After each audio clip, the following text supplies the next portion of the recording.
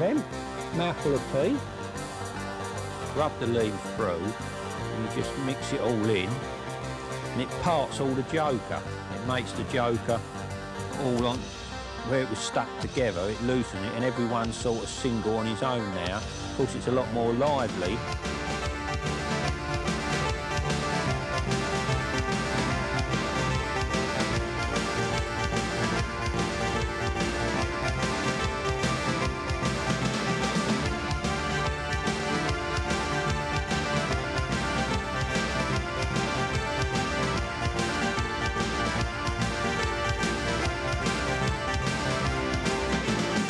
Hold on, let me wipe my nose a bit. Pardon me hands. That shows how cold it is. Nice little roach. They're the sort of fish that you do intend to catch on bloodworm, a hell of a roach. Look at that, another little roach. That size roach is a nice size fish you catch on blood and go for a lot. It's a nice fish to catch in the mouth, about an ounce and a quarter. Lovely little fish. If it comes off, I'll have to catch another one. No, it's not. Look at that. Lovely little rudd. Beautiful. Where's my disgorger? Bloodworm. Probably the most controversial of all the baits used today. I myself, I love it. I think it's an absolute brilliant bait in the winter. It catches fish when no other bait can. And let's be fair, that's what everybody wants to go fishing for, to catch fish. So let's get out and see if we can catch some fish, because I love using it, and I'm going to try and show you a few of the little secrets that I've learned over the years on bloodworm fishing. Right, what I'm going to do now, I'm going to show you all my bits and pieces and little gadgets that I use when I'm bloodworm fishing. I'm going to start off with line, because that's the main thing that you do your pole rigs with. The line I use is Tecton. I like it, it's been good to me. I can slide shots up and down, and I don't seem to tangle with it, and that's as good a reason as any to use it. But the main thing with line is, especially when you're pole fishing with bloodworm, is the fact that all your rigs are so delicate. We use a lot of wire tip floats and everything, so of course you've got to have a line to match. And I honestly believe that when you're bloodworm fishing, an 0.7 diameter is as much as you want. You don't want to go no heavier. Of course, there are exceptions when you are fishing for much bigger fish. And there are the times when you do catch bream and that on bloodworm, and you can go to 0.8. But for normal bloodworm fishing, I normally like to use an 0.7. So I'll put that down for a minute. I must say, it's getting blooming windy and I'm getting cold. I'm going to put my hood up. Right, so we've got the line. The next thing is the floats. If I open my box up, I've got some shut away in here somewhere or the other. I want that out. Right, now I've got some floats in here. Oh dear, let's put this back on and do it properly. Ha. A good gadget until it comes to putting it back. Right, I want some of these floats out of here, that's it. That's it, there, I've got one there. Cut that up. As you can see, that one is a wire stem float right through, very sensitive. And because the floats are sensitive, you want a light line, like I said, and it does help to stop the wind catching the line and everything, but that is a typical bloodworm float. It's a nice shape. You can practically use that all round. You can even use that on rivers and lakes and everything, but the main thing is a nice wire bristle. So I'll lay that down a minute, and as you come down the line, shots. Now I've got a little golden rule that I use when it comes to shotting my floats up. Up to 0.5 gram, I prefer to use shots. Now I'll get them out of my drawer. Let's get these little shots out. When I can get them all out, I've got 4 sizes here. Come here. Out they come. Now that up. Now these are old shots, very old shots. These are ones that Olympic used to do. Now the beauty about these shots are, I don't know what I'm talking about because you will have a job to buy them now, but if you see any in the shops, buy them. They're very round, the holes are all in the centre, and what I like about these shots is, now take the 13s. I've just put a few on my hand. I don't know if you're able to see them. They're a very small shot, and if you compare them with the 13s you buy today, you'll find that they're slightly smaller. Now, the beauty of them is, I'm not going to waste them because there's a value, I'm going to put them back in the box, is that this float, this is a bigger wire stem float, but if I was to have a one, say a 3 number 8 wire stem float, and it actually took, these 13 shots, it actually took 14 to dot it right the way down to 1/8 of an inch out of the water. If I lost the rig, and I put another 13 on, it'd be exactly the same.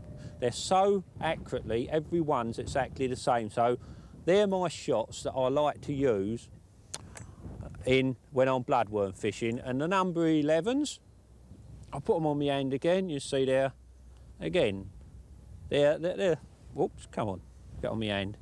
They're all round, they're nice, and they're the same size as a lot of other shots, but I find them nice and easy to use. So I use these shots quite a lot, and as I say, any float under 1/2 gram I use to shot up with shots, anything over 1/2 gram, and then I use Olivettes. I use the tungsten Olivettes. There's a lot of good Olivettes out, but the ones I do prefer are the ones that's got a little bit of silicone through the centre of them, and that stops them damaging the line and sliding up and down. They're easy to keep in the same position. The other thing, hooks. Now, I'm going to get this line out here, this 12-ounce Pro line, because I like to use that for hook lengths. Now, the hooks I like to use, I've got so many hooks, it's unbelievable. Where some people buy things, I always buy hooks, but at the moment, I'll lay them there. The hooks that I like to use more than anything else for bloodworm fishing is, I'll lay them there, is these green hooks, green barbless, well, I can't really pronounce it well, Kamikaze. If I hold it there, you can see it. But then a number of them is 6313. They're a green barbless hook, and they are, without a shadow of a doubt, the finest hook on the market. They're thin and they're very sharp, and they seem to go into the fish's mouth so easy. And I even use them when there's perch about with an hard bony mouth, because they just seem to go in. But what you have to remember, they're barbless, and it takes a bit of time to get used to, especially when you're taking the pole apart. But as I say, there they are, and I use them. Even 22s is my most popular size when I'm bloodworm fishing. A lot of people say it's big, but I don't think it makes any difference personally. I use a 22 most of the time. I'm going to put them away because I don't want the chance of losing any of them. Sorry about the lorry, whoops, the lorry going by. It does seem to make a lot of noise. I know I don't talk very good the best of times, but with the lorries going by, it makes it even more harder to understand me. I'm going to put these back because I don't want to get them wet or anything. Oh, I've got some Olivettes here. I was saying about Olivettes. I'll tear that open. Put that paper in there. I don't want it to blow away. I want to... Come here. As you can see, if I hold it out on my hand, see the silicone going through, I'd cut that back a little bit, and that stops it from the shots. It bangs against the shots, and the shots seem to stay in the same position, and the Olivette don't keep dropping down the line. So they're the sort of Olivettes I like to use. I've got a safety pin in there, God knows what that's there for. Put that in there. And I've even got a little bit of Mystic here in my box. Sometimes I might even drop a little bit of that next to me bloodworm. Shut that up. So right, we've gone through the hooks, we've gone through my main line. The only other thing left is the hook length. This Pro, I've been using that just lately, and I've had no complaints with that at all. I found it very good, and down in the south of England at the moment, that does seem to be one of the most popular lines. So put that away, lay that there. Now other little gadgets that I've got laying about here, I've got a little weeny teeny pole pot, which you'll see me using later on in the programme. As you see the size of it, it's one that I made myself out of a little Drennan feeder. Really good, works very well. We'll talk about that later on. Other little things I've got here, always carry zip slip with me, very good, makes the old elastic go back in the pole. Here I've got some tip picks just to mark the pole for me depth. And here, this is another new thing out, grease, fluorescent grease, and it's one of those, I'll just do a little. What I like about it, when you used to use the Vaseline, you used to dip it in your thing, it used to seem to be all over. With this, it makes the old bristles stick out lovely and bright, really good. Impressed with that. Put that top on. Right, so they're most of the little gadgets. Always have a disgorger handy and a pair of scissors. I've got a nice sharp pair of scissors handy. These are all the little bits and pieces I like to have in my tray next to me so I can lay my hands on it. Next is floats, shotting patterns. Well, if I lay them out here, probably at the moment, as you can see, I don't know if you'll see it on camera, but if I hold it that way, most of them you can see all the shots on them, where I said with shots. That one there, you see that's more of a different shape to the one I've just shown you. I think that's more when there's a little bit of toe on it, when it's running through, and I just want to hold on to it a little bit harder than normal, it doesn't come out of the water. But what's been the way of shotting the floats at the moment, especially on our canals when we've been fishing locally on the Regent's Canal all through London, is like I only ever have a very short hook length. As I said, I use this line, and this is 12 ounce, this is 0.55 diameter, which is very fine. And my hook lengths, I normally only like to have them at least about 8 inches maximum long. And I have no shots whatsoever actually on my 12 ounce line. For that, the reason being, if I intend to have shots on, it weakens the line and makes it a lot weaker. Right, shotting patterns. I must say at the moment I used to use, if I get some style leads out, I used to use style leads quite a lot, but at the moment I'm not using them, so I'll put them back out the way. As I mentioned to you earlier, I'm using them small shots, but the way they seem to be responding best of shotting patterns at the moment on our canals around London and in shallow lakes is to space your shots out. So I might start off with, say, 2 or 3 13s, 1.5 inches apart, and then after I've put 3 of them on, I go on to number 12, and I might put, say, 3 or 4 number 12s up the line, and space them out about 2 inches apart, and I find that's been a very effective way to catch fish on our canals. And even in the deeper water, we're shotting up exactly the same, and we're putting number 11 shots, 1 inch, 2 inches apart, and we find that way the fish have been responding to it very well. So that's been the most, at the moment, in shallow water, the most successful shotting pattern that we have been doing. One of the other little things I've got here that I forgot to mention, my plummet. As you can see, I made these up myself. I think they're absolutely brilliant for bloodworm fishing. All it is an heavy shot squeezed together with a bit of silicone in, about 1 inch long, because that's the depth I like to fish off the bottom when I'm bloodworm fishing. So all I've got to do is just get the float just a fraction under the water, and I know the depth is just right. Now, basically, that's all my little bits and pieces, all my gimmicks that I've got that I use. Knowing me, when I start fishing, I should think of other things that I forgot to show you, like the catapult, my funny pole pot, which I've shown before. Lovely, really works well. They're all my little gimmicks. If I have a quick look in my box of tricks here, see if there's anything else I've got. a black marker pen, just in case I want to tip my float black. And really all I've got left in here now is pole threaders and different elastics and that, so there's not really a lot of little bits now left that I can think of. I'm going to put this line back. I like to keep it in the paper because it keeps it in better condition than in the sunlight. So basically that's all my little bits and pieces that I can think of to show you. So I'll put that away. Now what I've done here, I've put all my bloodworm that I've got here. I've got 4 different packs. I'll move that out of the way. Move that out of the way. I'll go through them quick for you. That one there's raw. Now that's some real big bloodworm in there. Really nice big stuff in there. Let's wrap that up again.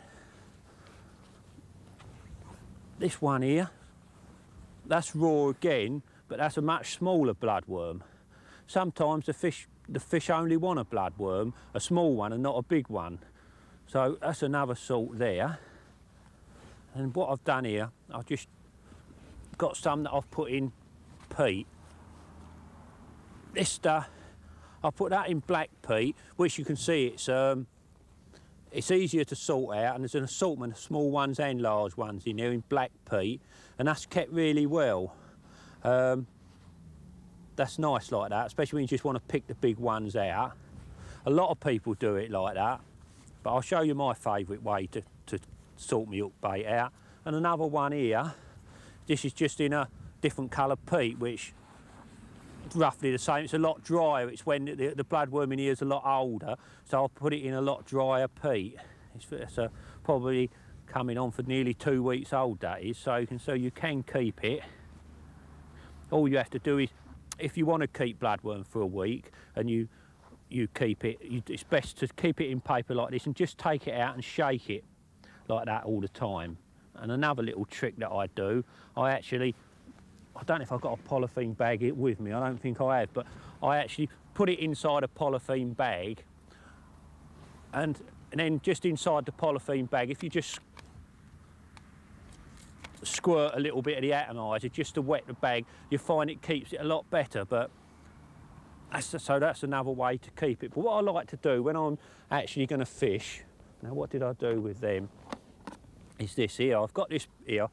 You can either use, this is a bit of toilet paper, which most anglers carry with them just in case they, what I like to do is just lay some, either this or just lay it nice and neatly in the bottom of your box, like that.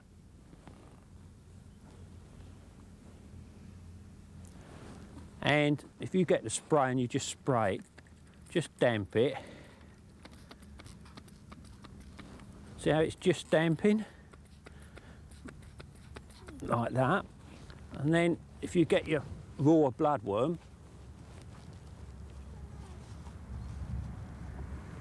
you can just get a little bit and you can sprinkle it out. You find it keeps in very good condition like that. It's just damp enough. But normally what I like to do the night before, when I'm on a match and I want some big bloodworms, I'll sit in my shed and I sort out the real big ones and lay them in on this stuff, and you find they keep in lovely condition because it's just damp enough. Just like that. Just sort out the bigger ones and you see you can get your hands on them, and I'll just put that on my tray or in my tray like that. One thing I must mention too, I mean just lately, everywhere I've been, it's been so bloody windy that you're liable to get things blew off your bait tray into the water. So I have actually been putting a little stone or something in the edge of the tray like that just to make sure it don't blow away. That's how windy it's been just lately. But I lay that there, and now we've got the old joker. Now what have I done with that? Here it is. Now with the joker, there's a few different ways to put the joker in, but what I'll do, I'll just mix it up in a few different ways quick. Now if I get a bit of joker, won't use too much, put a little bit in the tray like that.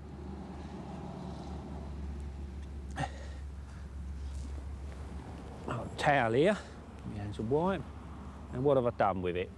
In here.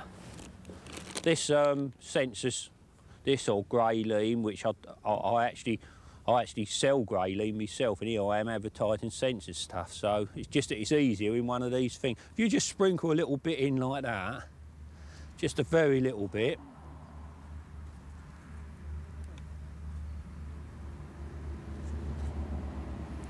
There we are.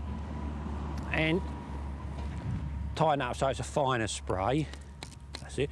And just spray only a little bit like that, so I was hardly anything on it, and mix that in.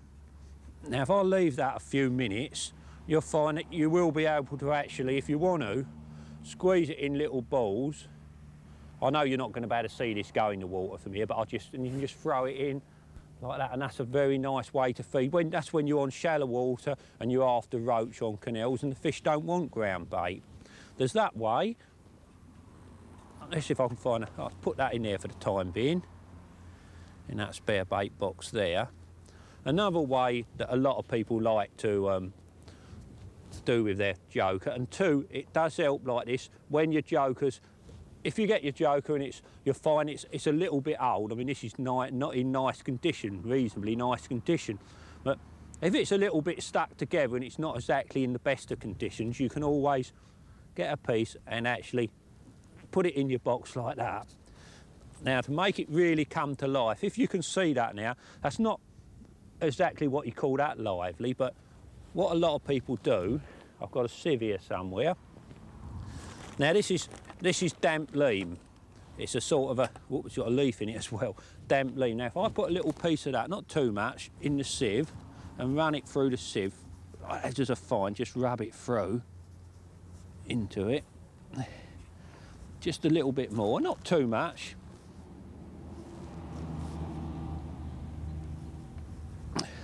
You don't realise what an handy part of the fishing tackle is, this old sieve. Now, if I mix all that in like that, now what it does, by mixing that leam in, it breaks the joker up. Where the joker, as you can see here, is stuck together, it loosens it all and makes it all part, so it's all single joker. It makes it go further and look more than you've got, and it breaks it up, and you can see, look at the difference in that now. See how it's all, I don't know if you can see on camera, but it's actually all loose now, and you see how much more life in it is. And a lot of people even feed it like that, but that's what they do when the old joker's not in such good condition, it's stuck together. And you can also, if you want, just put that over the other side. You can, where's my spray gone? Just make sure it's coming out right. Spray that a little bit, and you can even, a little bit sticky, but you can even throw that into a little bowl. See, that's just like I've done with the other stuff, but it's made it a little bit looser before you actually put the water with it. And you can actually throw that into the water. I don't know if you'll see it, but see how that lovely ball? And a lot of people feed it like that as well. And the other thing too, putting it in the leam like that, when you want to put it in your ground bait. Right, bloodworm, how to put them on the hook. First of all, I'll show you the wrong way. Now, if you hook it through the middle like that, if you can see it there, that's, oh dear me, the wind's caught me hand, hold on. It is windy today. That is the wrong way. See how it's there in the middle? When the wind lets it sit still, that's the wrong way to hook it in the middle. The fish just don't like it like that. Right, see, if you look, I've got two in my hand, you've got a sort of an head, a bluey head. You get it and you hold it and you hook it right in the head. Now look, so it hangs nice and straight. I don't know if you can see that. See how I've hooked it right in the head. That's the way to hook a bloodworm, and as I'm going to explain later on, if it does curl up, you whack it on the water, but that's how it should lay. And you actually want the bait So we'll say that trays the bottom of water. That's how you want the bait, just touching like that. That is absolutely bang on how a bloodworm should be. See, so you've got your bait about ½ an inch off bottom. That's how it should be on the bottom, working about like now and again. You just lift it up like that and drop it. Isn't that nice? And that's the correct way to hook a bloodworm on. Now, if I was bream fishing, as I said, and I was after bream or I was after tench or carp, what I'd do then, I would hook 3 on. Exactly the same. I'd hook them on and show you. 1.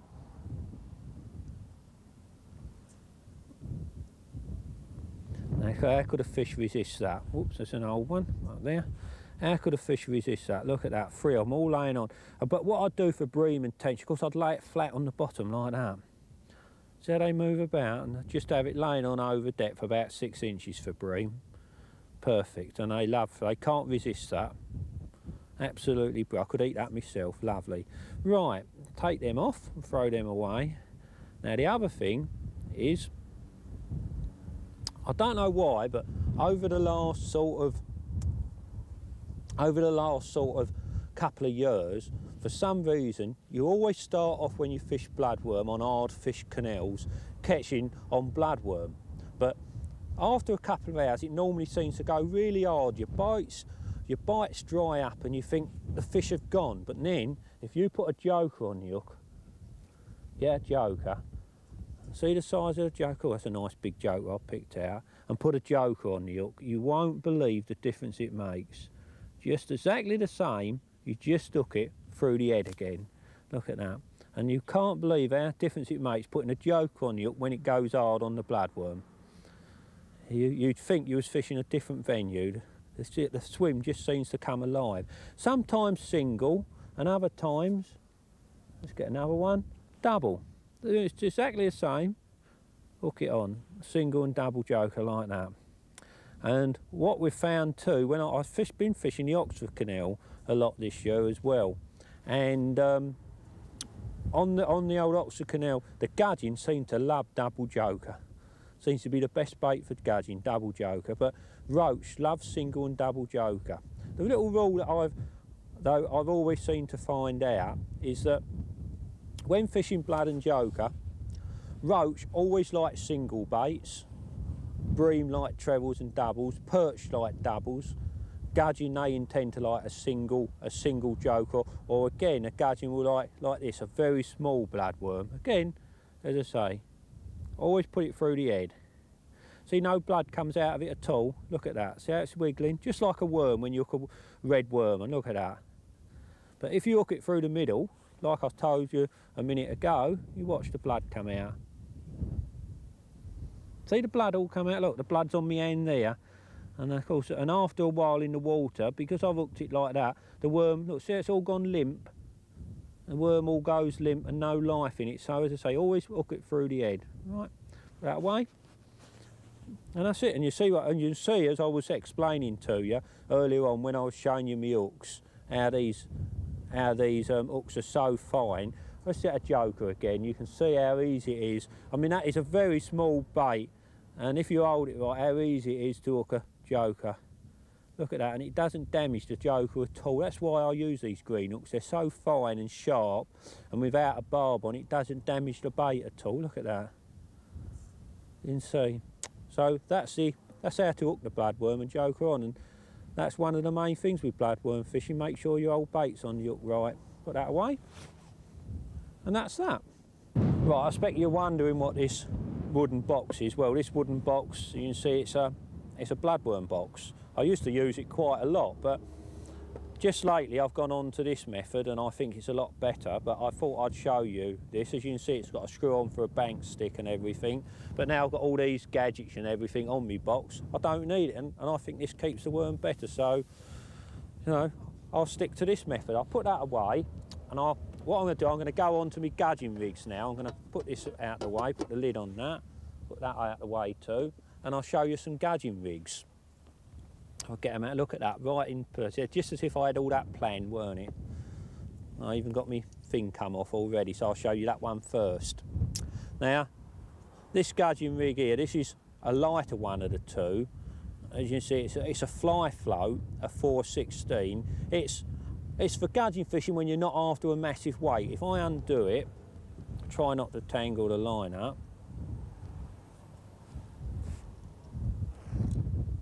Oh, it is getting windy. That float nearly got blew in. You see, it's got a nice long.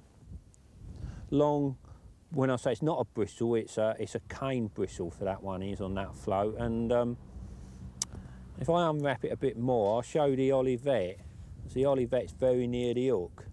It's not as near as on this one that I'm going to show you in a minute. Look, as you can see it there, it's probably 9 inches from Olivet to hook. And I've just got one little shot on it, one little shot below it. And that's really for catching 4 or 5 pounder gudgeon. When you're not after a big weight, you're just after a nice, comfortable weight.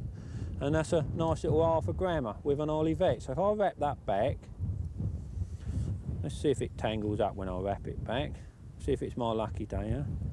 Another thing I'll mention, when you put your floats on your winders, if you look, one side it's shallow, the other side it's deep. Always have it so your float actually goes in the deeper part, and in that way you get no damage to the float, because if the float was on the other side it'd be sticking out and you could crush the float in your box. So always make sure the float actually goes in the deepest side of the winder. So if I wrap that back up, I never mentioned the hook because the hook I used is the same as I said earlier on.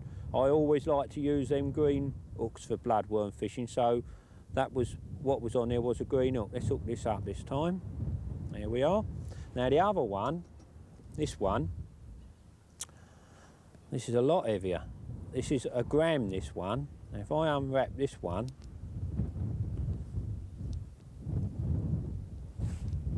try not to tangle it up. This is for 4 metres to end, this one. See what a big float is? This is a rigid Latimer float. Very lovely made floats they are. They really are. Nice thick bristle, which put it right the way down. And if I unwrap it a bit more, whoops, it's fell off. Come here. Jumping about there, weren't I? Now look, there's that there. And as you can see, I've got a big Olivet there, and I've got a shot there. I haven't got an hook length on it yet. That's when I made it up, I didn't put an hook length on it until I get round to using it. Now the hook length on this will probably only be 3 inches long, so everything will be within 7 inches of the Olivet, which is a bit crude, but as you can say, with the gudgeon you've got to get the bait down very quick. And when I use this rig, hopefully I'm trying to catch about 7 or 8 pounder gudgeon. So that's an ideal gudgeon rig. So if I wrap this back on my winder, here goes another plane.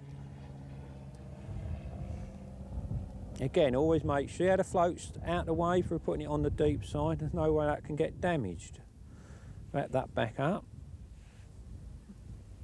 And they are my gudgeon rigs. And gudgeon fishing, I know they're only little fish, but they can be really fun. Now, gudgeon, I'll just mention while I'm talking about gudgeon, there's nowhere here I can go and fish for gudgeon because I don't even know if there's any gudgeon around here. But with them, now if I was fishing for gudgeon, how I'd actually feed it, I would just get, if I've got some ground bait still here, I've got a little bit here, it's probably, I've mixed up. If I squeeze it hard, now what I'd do, I'd put, see that size, that ball there is probably about the size of a 10p piece. Now I'd just put one of those in with Joker in at the start, and then when that's in, all I'd do then would be, I'd have some very, very wet ground bait mixed up, something like Super Cup, which is a fine ground bait, and I'd only mix it up. If I put my hand over, see this like in something, a bait bowl the size of this, I'd mix it up in, and I'd only mix a little bit up, probably half a cupful. And out of that half a cupful, I'd put no Joker or nothing in it, and I'd have it raw, and then I'd have a little pile of Jokers over one side of my cup, and I'd just take a little bit, the size of me now and just put a couple of jokers actually in the ground bait, just actually a couple of jokers, and I'd keep flicking it a little bit in about every 5 or 10 minutes, and that way I wouldn't overfeed the gudgeon. I know gudgeon, everybody sort of thinks, oh, gudgeon, easy fish to catch because you throw a ledger out and there's always one hanging on the end. They are easy to catch like that, but when you're actually fishing for a weighted gudgeon, you'd be surprised there is quite an art in catching them. You only got to ask people like Dave Burrows and that, who are the real gudgeon experts, and Simon Nicholas, and they always seem to manage to be able to catch 8 or 9 pound of them, and they are so easy to overfeed. So, as I say, for gudgeon fishing, I just put the one ball in, and I just literally a little bit of super cup and a little bit of joke, and I literally try and only feed 2 or 3 jokers at a time, say every 5 or 10 minutes. And that, of course, depends on how many they're coming, how quick they're coming, and how many I want to catch and all that. So just be really careful when you go gudgeon fishing, and have a go, because it's a really enjoyable day's fishing. And sometimes on the Oxford Canal, that's the only thing in your swim. So I'll leave that for a minute, and we'll go on, and now I'm going to do a bit of fishing and try and catch a few roach. Right, let's get this little pot. I don't normally put the pot on all the time, but I'm going to put it on and show you how it works. Just right up the end and slide it on. And what I like to do, this is the joker I mixed up in the damp leam earlier.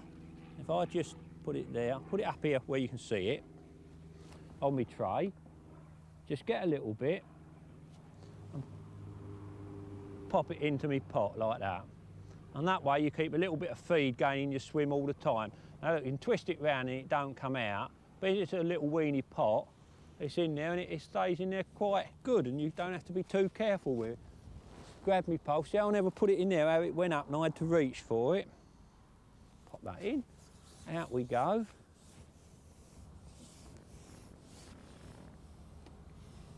Now worm on. Give the pole a turn, it round and give it a bang. See how the joker fell out right on top of it? Now let's wait and see if we can get a bite. Cool, it's starting to rain a bit harder now. Now so you just got to keep working the bait all the time, just lifting it and dropping it. And I mean, with this lake, I've had a good plumb up, and it seems to be the same depth all over. So you can't really look for anything desperate to fish for. So I'm just fishing at a nice, comfortable distance. But normally, if I was fishing a canal, I would be looking for the ledges. I'd like to fish at the bottom of the near ledge and the bottom of the far ledge. And normally as the day goes on, the fish might move up the shelf, up the far ledge. So I just hold on while them lorries go by. So you're fishing not at the bottom of the ledge, but in this lake, as I say, there's no weed cover, and the depth is roughly the same all the way out. So I'm just fishing a nice, comfortable distance today. Oh, I missed that one. I'll come in. Normally two. Oh, it is. I thought it was so small, I thought I'd missed it. Look at that, and it was hanging on. So that is a small one. We'll put it in the net. All right, let's put myself another bloodworm on. On it goes. Whack it on the water. Oh, I'm not gonna put any joker in the cup this time. What I'm gonna do, I'm gonna just put, the wind's so nice and there seems to be a lot of little fish about as well. I can even flick a little bit in by hand, a bigger lump. That's no problem flicking it in. And just stand up and a nice little gentle underarm flick right near the float. That's ideal. As I say, I was talking about where to fish. If it was the summer and you're fishing a lake and you've got any lilies, it's always nice to, if you can, if you're lucky enough to better get next to some lilies or something, is to fish up against the lilies. Anything to fish up against attracts the fish. They just seem to like to lay up against lily pads, rushes. They like a little bit of cover. It's the same as when you're fishing lakes. If there's a bite, cool, I missed that one. Let's see if the bait's okay. Yeah, the bait looks okay. Just flick it out a bit. It's the same as when you're fishing in a lake and you're feeder fishing or anything like that. If you've got an island or anything out in the water and you go over towards the island, we always seem to catch more fish as if they like to be near some cover, so when you hook them they've got something to rush for to try and break you up or something. So always look for something to fish up against. A good swim in a lake's always where you've got a bush in the water or anything, anything like that.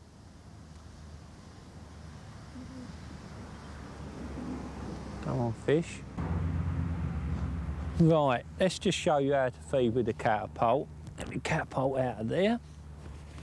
I threw it in there because I had been, when the wind was a bit stronger, I could feed by hand, but now as you see the wind's died down a lot, I'll just show, right, I placed the catty in my emp, which if I lean back you can see it's all on my tray there. Now, you pick the catapult up and place it in your right hand and just see how my elbow runs along the pole, so I'm holding the pole really on my knee with my elbow. And it's amazing, you even do this on windy conditions.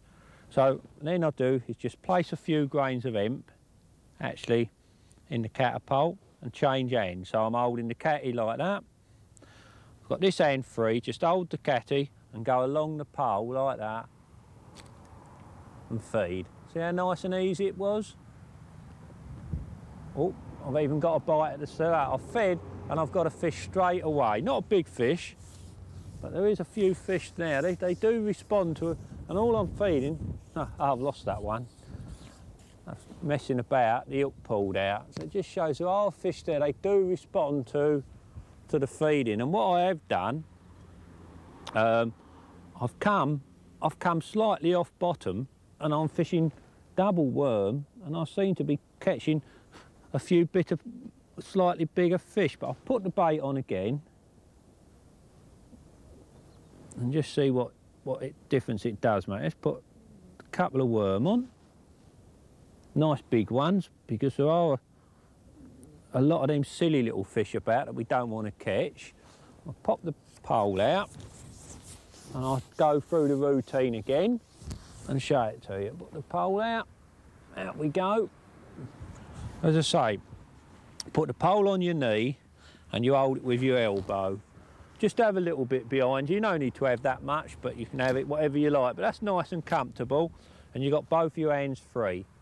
Get the catty and place it in your right hand and just hold it like that. You got your bait on your tray, nice and handy. Just drop a few grains of hemp in the catty, then hold it like that. Place your hand like that and just go along the pole like that, right round the float. It's so easy to do, but it's one of them things that practice makes perfect. Let's just flick it out again. I'll go over it again. Catty's laying there. Right, pick the catty up and place it in my right hand. Just get a few grains of hemp and place in the catty. Change hands round along the pole, a nice little steady pull back. Look at that, ideal, right round the float. Put the catty back and you're ready to fish. And I think I've got a bite as well. Now look at that. Straight away, a little bit of feed and I'll catch a fish. They seem to be responding to the hemp. Well, I think it is the fact that the hemp, it's only a little, look at that, gudging again. The hemp, as I explained to you earlier, I've got it all dyed red, and it must act like little bits of blood and joker. it must resemble that falling through the water all the time, and it definitely attracts the fish into your swim. And which is unusual during the winter, is to actually catch fish off bottom like I am. I'm not far off bottom. I've only came up off bottom about 3 inches, but it's definitely made a difference to my catch rate. What with that and feeding quite regular. And then you can see I've not been fishing that long, but all the messing about I've done, I haven't really been fishing that long. I've been messing about doing this and that, and I know it might sound complicated how to fire the bait out, but it's amazing. After a little while, you do it without thinking, and it definitely pays just to keep a little bit of gear going out all the time.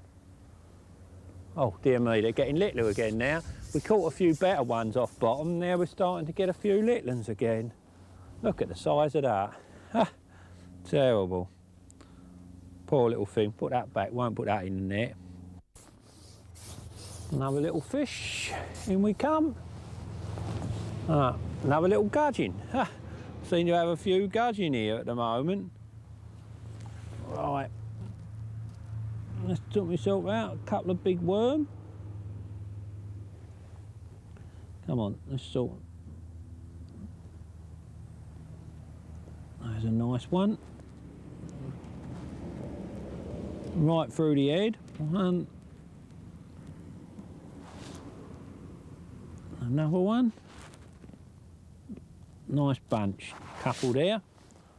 Whack them on the water. And out we go. I should be using me thing. Now, I'm pushing the pole out, and as you can see, I've got the float laying in the water as I'm pushing it out.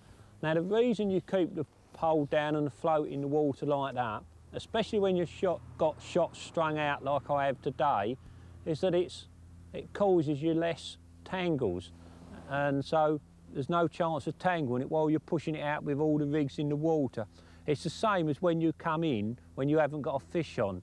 If you keep the float down in the water, you'll find you're a lot less chance of tangling up, especially when you're fishing very shallow. So always keep everything in the water if you can. Here we are. This is a nice little roach. I said I was going to finish up with a roach. I'm sure this is a roach. Keep the old elastic nice and tight. This is where the old rollers come in handy. That's it. Go. Oh, look at that. What a nice way to finish the day off, eh? Not a big fish. If it comes off, I'll have to catch another one. No, it's not. Look at that. Lovely little rudd. Beautiful. Where's my disgorger? Here we are. Come here. Untook that. Look at what a lovely fish. Beautiful. Put that back there. And that will do. Let's just put that on, have one more throw out, one for luck. I'll never want to pack up once I start fishing. There we are, look at that. Just unwrap that round my cup, give it a flick. And out we go. This is going to be there's a plane going over.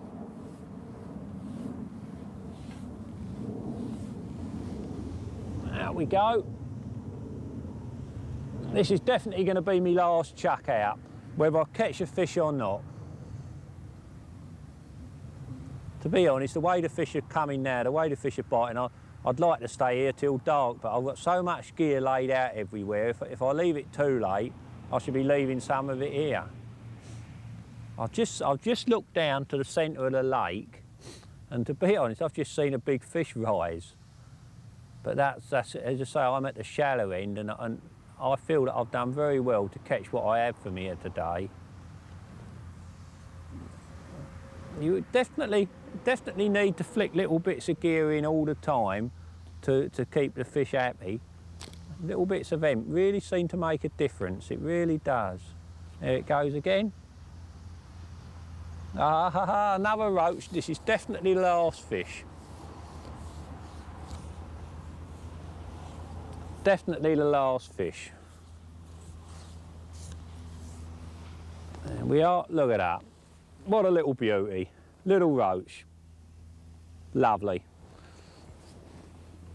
I used a disgorger on it.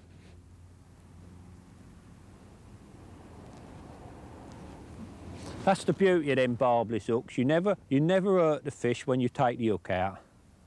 You don't. Lovely days fishing. I'll put that there. Lay that out of the way. Wipe my hands. Now I'm going to call it a day. And believe it or not, today I've probably only put in a quarter to half a pint of joker, and I've used probably 60 or 70 bloodworms. So really speaking, you know, people do say bloodworm fishing's expensive, but for what I've used today would cost you under £3, and I've had a good day's fishing in midwinter. So I've really enjoyed myself today, and I hope that you've learnt something off me which will help you with your bloodworm fishing. Thank you.